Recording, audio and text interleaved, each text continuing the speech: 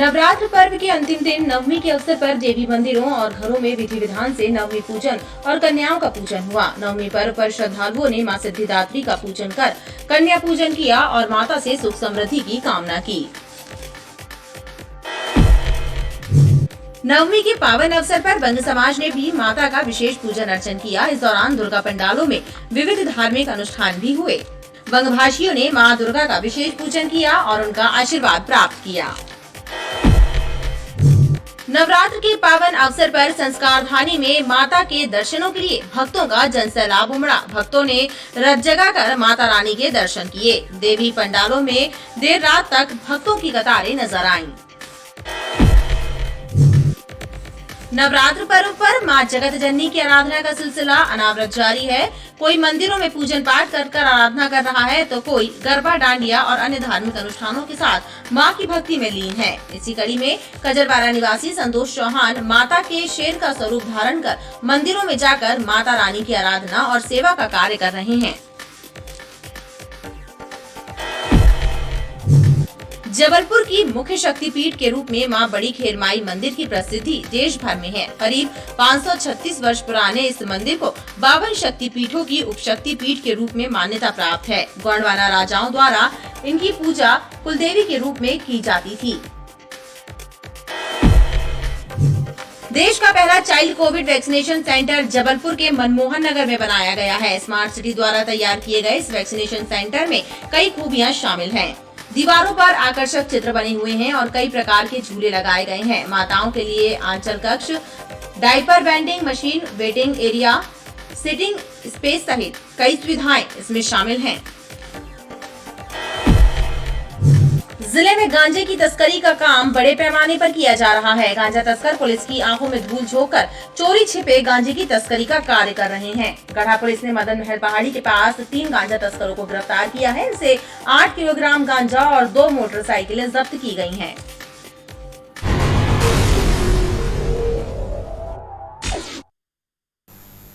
नमस्कार, स्वागत है आपका बीटीवी न्यूज में। आपके साथ मैं हूं सना और आइए करते हैं खबरों की शुरुआत, लेकिन उसके पहले नजर डाल लेते हैं हेडलाइंस पर। कोरोना गाइडलाइन के चलते इस वर्ष भी नहीं निकलेगा दशहरा चल समारोह। प्रतिमा के साथ विसर्जन कुंड तक जाने के लिए समिति के 10 सदस्यों को रहेगी अनुमति। जबलपुर में बना देश का पहला वैक्सीनेशन सेंटर। एक साथ कई खूबियां हैं शामिल इस वैक्सीनेशन सेंटर में।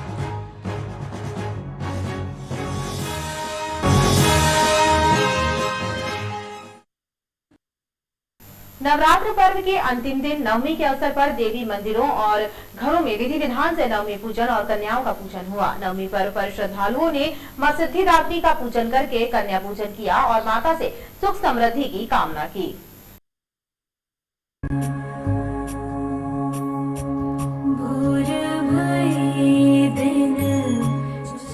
नवरात्र पर्व के अंतिम दिन गुरुवार को देवी मंदिरों, घरों और शक्तिपीठों में आस्था और उत्साह के साथ नवमी का पूजन हुआ। देवी मंदिरों में माता के दर्शन और पूजन के लिए भक्तों का तांता लगा रहा।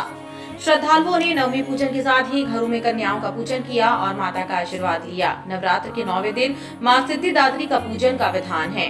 शास्त्रों और आचार्यों के अनुसार नवरात्रि के सभी दिनों में नवमी का दिन अति उत्तम होता है।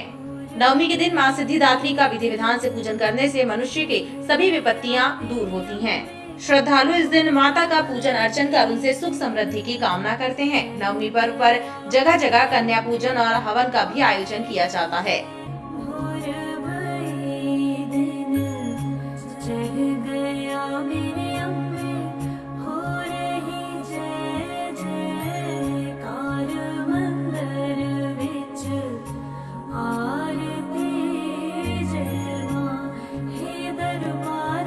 मेरे परम पूज्य गुरुदेव श्री हरिगिरी महाराज के द्वारा यह मंदिर काली मंदिर स्थापित किया गया है, जो कि पहाड़ी पर सोहागपुर की पहाड़ी पर स्थित है। यहाँ पर काफी संख्या में लोग सुबह से ही 5 बजे से प्रारंभ हो जाता है और सुबह माता जी की आरती का समय 5:30 बजे है और माता जी की अखंड ज्योति जो है हमेशा चलती रहती है। माता जी का श्रृंगार किया जाता है, उसके बाद जो है हवन पूजा इत्यादि सभी किया जाता है। सोहागपुर पहाड़ में काली मंदिर है और बहुत पुराना मंदिर है और कई वर्षों से मैं यहाँ 20 साल से आ रहा जा रहा हूँ। जो भी मांगता हूँ सब मिलता है मेरे को। और यहाँ पूजन पाठ 12 महीने चलता है। लोग आते हैं और मनोकामना पूरी होती है। आज हमारे यहाँ नवमी है और मैं हर डेली मंदिर आता हूँ और आज मैंने आके मंदिर में पूजन अर्चन की, आरती वंदन किया।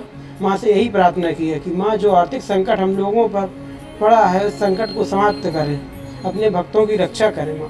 यहाँ जो है श्री दशमुखी माता महाकाली मंदिर भक्तों का प्रथम दिन से जो है उनको यहाँ आकर के बहुत अच्छा लग रहा है। भगवती का आशीर्वाद मिल रहा है। जो नवमी का दिन है और नवमी के दिन में सुबह से ही यहाँ तांता लगा हुआ है और सभी लोग आकर के माँ भगवती से आशीर्वाद ग्रहण कर रहे हैं। मैं माता के दर्शन करने आया हूँ और माँ का ये भव्य रूप देखकर मैं बहुत उत्साहित हुआ हूँ।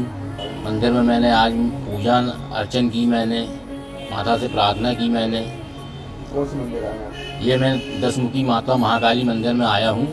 आज नवमी है, हम लोग रोज आए पूजा किए और हम लोग की ये प्रार्थना रहे कि कोरोना काल खत्म होए। माँ से यही प्रार्थना। आज इधर नवमी का दिन है, मैं इधर दर्शन करने आया हूँ। इधर मेरी माँ से ये विनती है कि मेरे को कुछ बना दे। शिव शक्ति हल्द्वानी मंदिर के द्वारा लगातार 9 दिन यहाँ पे प्रसाद बांटे जाते हैं। 9 दिन अलग अलग प्रकार से माई का श्रृंगार किया जाता है। अपनी हाजिरी देने अवश्य आते हैं और माता का प्रसाद ग्रहण करते हैं। आज जैसे कि अष्टमी और कई जगह नवमी भी मनाई जा रही है, जिसमें कि सभी श्रद्धालु सवेरे 4 बजे से लगातार दर्शनों के लिए आ रहे हैं। माँ भगवती को इधर जल चढ़ाया जा रहा है। आज सार्वजनिक श्री शक्ति हरिद्वार मंदिर में भक्तों की बहुत भीड़ भाड़ लगी है।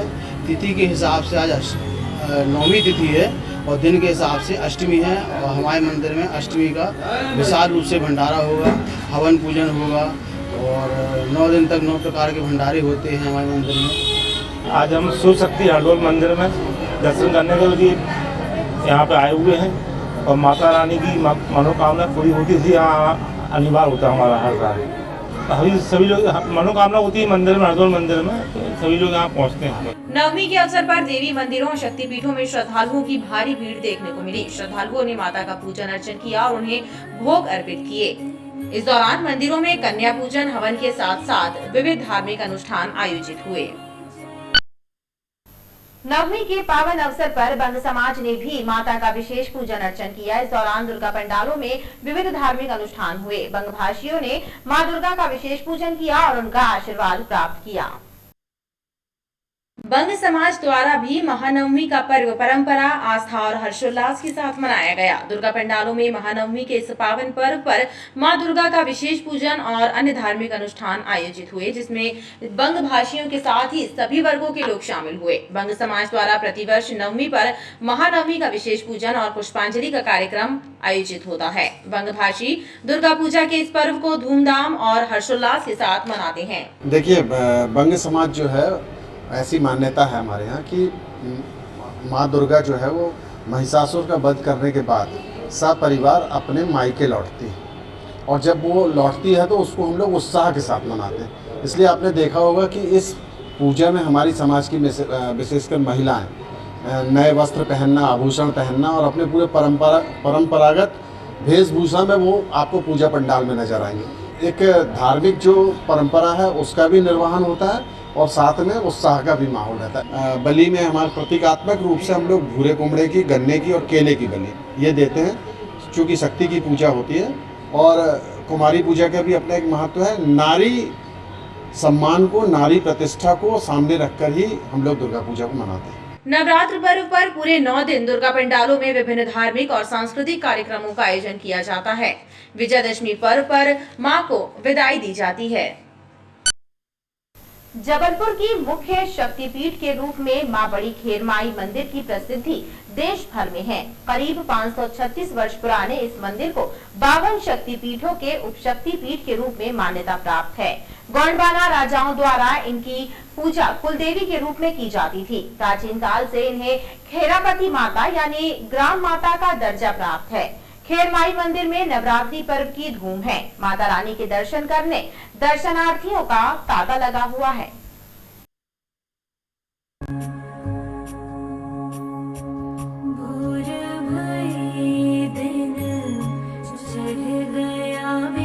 ये भव्य और अनुपम नजारा है जबलपुर की बड़ी खेरमाई मंदिर का, जो भानतलैया में स्थित है। सन 1485 से पूर्व यह मंदिर मढ़िया के रूप में विद्यमान था, जिसका जीर्णोद्धार रानी दुर्गावती के पूर्वजों ने कराया था। मां भगवती यहाँ शिला रूप में विद्यमान हैं। करीब 536 वर्ष पुराने इस मंदिर का पुनः निर्माण वर्ष 2016 से कराया जा रहा है, लेकिन प्रतिमाएं प्राचीन हैं। इस परिसर में 22 छोटे छोटे मंदिर बने हुए हैं, 3 गेट और 2 बावलियां भी बनी हुई हैं। बड़ी खेरमाई माता को खेरापति माता यानी ग्राम माता का दर्जा प्राप्त है।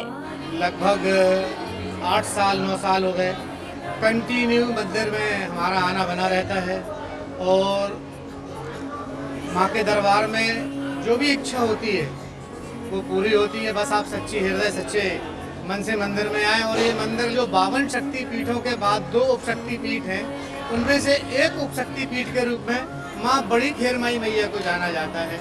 ये गोंडवाना साम्राज्य की महारानी दुर्गावती और उनकी कुलदेवी के रूप में ये मंदिर जाना जाता है। कहते हैं कि ये कुलदेवी दुर्गावती मैया की है। भानु प्रताप जो राजा थे, भानु प्रताप चंदेल, उनका बड़ा गहरा नाता था माई से, और शायद उन्हीं के द्वारा यहाँ पर माँ भगवती स्वयं शिला रूप में विराजमान है। बड़ी खेरमाई मंदिर में नवरात्रि पर्व की धूम है। दिन भर श्रद्धालुओं की भीड़ यहाँ लगी रहती है। 9 दिनों तक अलग अलग श्रृंगार में माता रानी की महाआरती की परंपरा है।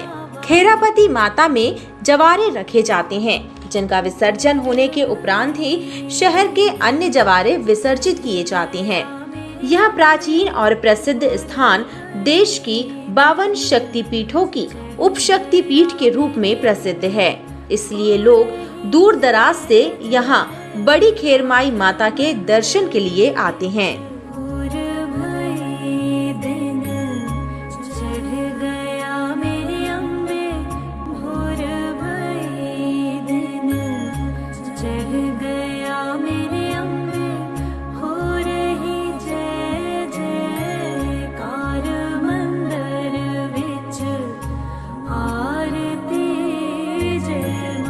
बड़ी खेरमाई मंदिर ट्रस्ट के द्वारा मंदिर को और अधिक भव्यता प्रदान करने के लिए गुजरात के कारीगरों के जरिए निर्माण कराया जा रहा है। मंदिर में नवरात्रि पर्व की धूम है। ऐसी मान्यता है कि यहाँ जलाभिषेक करने से माँ का आशीर्वाद प्राप्त होता है और सभी मनोकामनाएं पूर्ण होती हैं। नवरात्र के पावन पर्व पर संस्कार धानी में माता के दर्शनों के लिए भक्तों का जनसैलाब उमड़ा। भक्तों ने रथ जगह कर माता रानी के दर्शन किए। देवी पंडालों में देर रात तक भक्तों की कतारें नजर आईं। नवरात्र के इस पावन पर्व पर पूरा शहर भक्ति से सराबोर है। माता के दर्शनों के लिए देवी पंडालों में श्रद्धालुओं की लंबी कतारें लग रही हैं, तो सड़कों पर भी श्रद्धालुओं का सैलाब उमड़ रहा है। देवी पंडालों में विराजी मां जगत जननी की मनोहारी प्रतिमाओं के दर्शन करने के लिए लोगों का पंडालों में हुजूम लग रहा है। दुर्गा पंडालों की आकर्षक साज सज्जा दर्शनार्थियों को अपनी ओर आकर्षित कर रही है। कन्या पूजन करने के बाद भव्य विसर्जन यात्रा निकाली जाएगी। वो भव्य सड़कों और दुर्गा पंडालों में माता के दर्शनों के लिए भक्तों का उत्साह देखते ही बन रहा है। जितने दर्द का है उतना है, चलो बढ़ावा है, माता ने बढ़ाया है।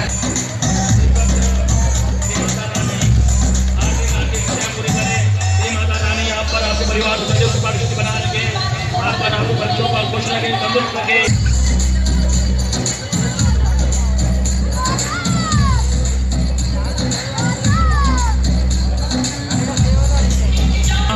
हार्दिक स्वागत करते अभिनंदन करती है। देवी पूज्य पद कमल तुम्हारे सुंदर सब होंगी सुखारे। माता के दरबार में जो भी आता है मुंह मांगा वरदान पाता है।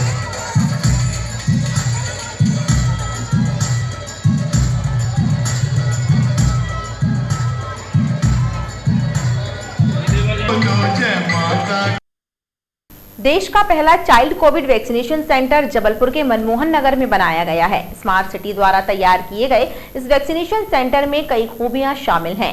दीवारों पर आकर्षक चित्र बने हुए हैं और कई प्रकार के झूले लगाए गए हैं। माताओं के लिए अंचल कक्ष, वेटिंग एरिया, सिटिंग स्पेस सहित कई सुविधाएं इसमें शामिल हैं।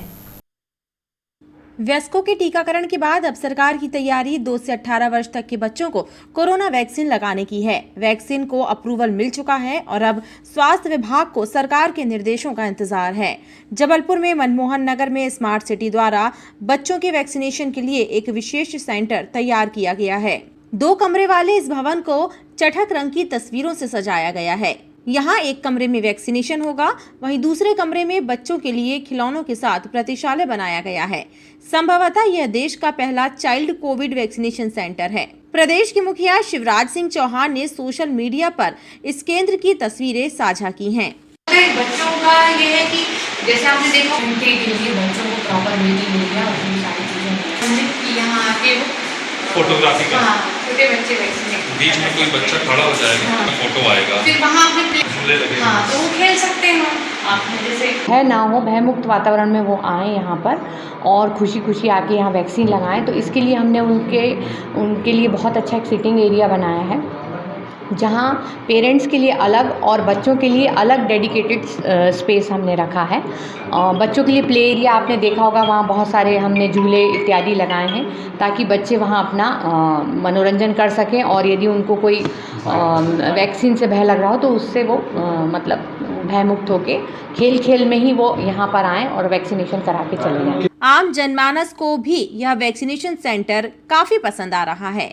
उद्देश्य सिर्फ इतना ही है कि ऐसे अच्छे वातावरण में जो जगहें निर्मित होती है और वहाँ वैक्सीनेशन होता है तो वैक्सीनेशन को बढ़ावा मिले।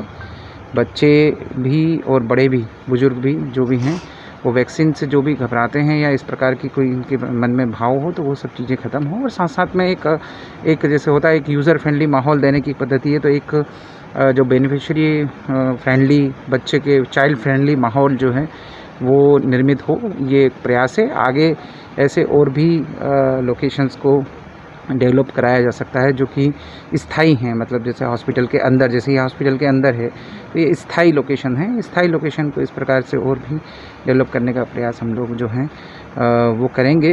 इस सेंटर पर मूलभूत सुविधाओं की उपलब्धता कराई गई है, जैसे कि कई प्रकार के झूले, माताओं के लिए अंचल कक्ष, diaper wedding machine, sanitary pad machine, waiting area, sitting space, doctor table, पेयजल व्यवस्था वगैरह। इस वर्ष भी दशहरा चल समारोह नहीं निकाला जाएगा। गृह मंत्रालय के आदेश के मुताबिक प्रत्येक दुर्गा समिति के 10 सदस्यों को विसर्जन कुंड तक जाने की अनुमति होगी। जिला प्रशासन ने धारा 144 की जानकारी हर समिति को दे दी है। विसर्जन के समय को लेकर समन्वय स्थापित किया जा रहा है ताकि कुंडों के पास भीड़ न लगे। कलेक्टर कर्मवीर शर्मा ने बताया कि कोरोना गाइडलाइन के परिपालन में बेहद सावधानी बरती जा रही है।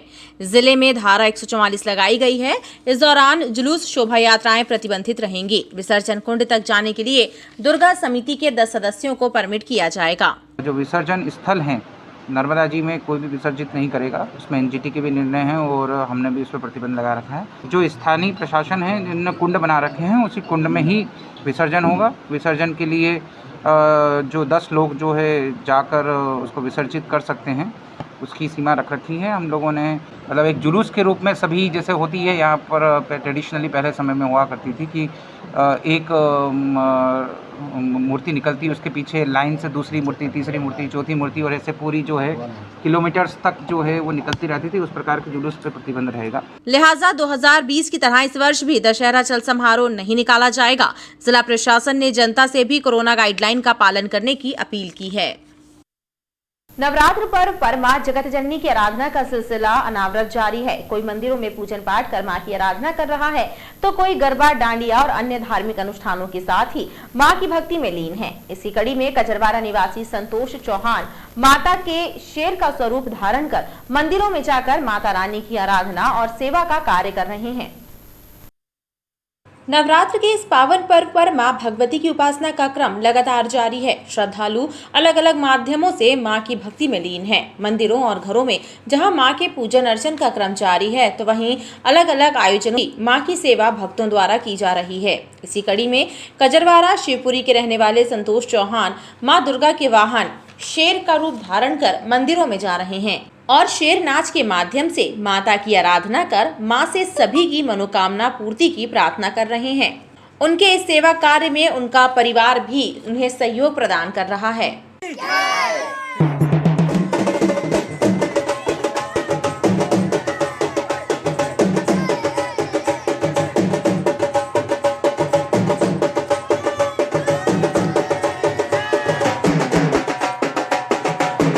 संतोष चौहान और उनके परिवार का कहना है कि शेर नाच से भगवती की आराधना कर मां भगवती से सभी की खुशहाली की प्रार्थना की जा रही है।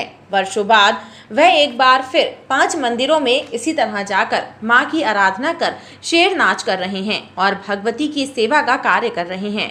मतलब 25 साल की उम्र से बना हूँ। आज मेरी 53 साल की उम्र हो रही है। पहले लोको तलैया अपर लाइन से बनता था और ये एक माता रानी की सेवा है। और इसमें लोग क्या है, कुछ लोग ऐसे होते हैं कि उसको मानो मुनाद करते हैं, माता रानी मुझे फल देना, मुझे आस औलाद देना, मैं आपके नाम से शेर नाचूंगा। मतलब ये एक प्रतिक्रिया मैंने एक चलन चलाया है। अपने जैसे काली माई मंदिर सदर गोरखपुर हो गया और अपना गोरा बाजार हो गया, हमारा अपना खेरापति मंदिर, फिर अपना भान तलैया खेर माई, ये मैं सिर्फ 5 स्थान मंदिरों में नाचता हूँ और मतलब किसी के मतलब उसमें नहीं नाचता हूँ। आज हम ये नवरात्रि की 9वीं के अवसर पर आज हमने शेर बनाकर अपने पापा जी को हम यहाँ से सदर काली माई मंदिर, बड़ी खेर माई और हमारे यहाँ पे दुर्गा पंडाल है जो हम वहाँ पे इनको ले जाके माता जी की आराधना कर रहे हैं। कब से आप लोग कर रहे हैं? हम लोग ये 25 सालों से हमारे यहाँ चलते आ रहा है। 9वीं के अवसर पर मेरे पिताजी आज शेर बन के नवरात्रि की 9वीं में शेर बनकर सारे मंदिरों में दर्शन करने के लिए जाते हैं और हमारे क्या बोलते हैं, हमारे मोहल्ले के सारे रहवासी और हमारे परिवार के सब इकट्ठा होकर उनके साथ जाते हैं और हमारा उद्देश्य है कि हम मतलब सबका वो रखे, सेवा करें। मंदिरों में शेर नाच करने से उनके मन में भक्ति की भावना जागृत होती है और ग्रामीण क्षेत्रों में व मंदिरों में जब वह शेर का स्वरूप धारण कर जाते हैं तो लोगों में भी भक्ति का भाव बढ़ जाता है।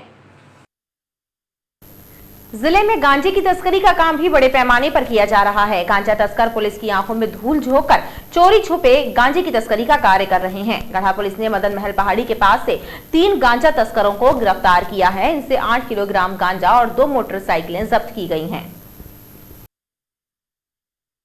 जिले में गांजा तस्कर भी सक्रिय हैं जो गांजे के परिवहन और गांजा बेचने का कार्य कर रहे हैं। गढ़ा पुलिस ने मदन महल पहाड़ी के पास मुखबिर की सूचना पर दबिश देकर 3 गांजा तस्करों मोहम्मद मजहर, टीकाराम पटेल और मोहम्मद कादिर को गांजे के साथ पकड़ा है। तीनों के कब्जे से पुलिस ने कुल 8 किलोग्राम गांजा, 23,500 रुपए नकदी और 2 मोटरसाइकिलें बरामद की हैं। इनके विरुद्ध एनडीपीएस एक्ट के प्रावधानों के तहत प्रकरण दर्ज किया गया है। आज दिनांक 13/10/2021 को सुबह करीबन 4 बजे एक विश्वस्त मुखबिर से सूचना मिली थी कि मदन महल दरगाह पहाड़ी रोड पे गैस गोदाम के आगे 3 व्यक्ति 2 मोटरसाइकिलों में सवार हैं और कुछ मादक पदार्थ अवैध रूप से गांजे का अपने कब्जे में लिए हुए, जिस पे एनडीपीएस एक्ट के तहत संपूर्ण कार्रवाई करते हुए पूछताछ करने पर उन्होंने अपना नाम पहले ने टीकाराम बताया, रहने वाला है वो भमपुर क्षेत्र का, दूसरा मोहम्मद मजहर, वो रहने वाला है आपका रामपुर ब्रजमोहन नगर का, और तीसरा मोहम्मद कदीर लेमा गार्डन कोहलपुर का रहने वाला बताया। कुल गांजा 8 किलो जब्त किया गया, 2 मोटरसाइकिलें जब्त की गई और नकदी 23,500 रुपये जब्त की गई। पुलिस तीनों आरोपियों से गांजा तस्करी के संबंध में पूछताछ कर जानकारी एकत्र कर रही है और खबरों का सिलसिला लगातार जारी रहेगा। आप बने रहिए वीटीवी न्यूज के साथ।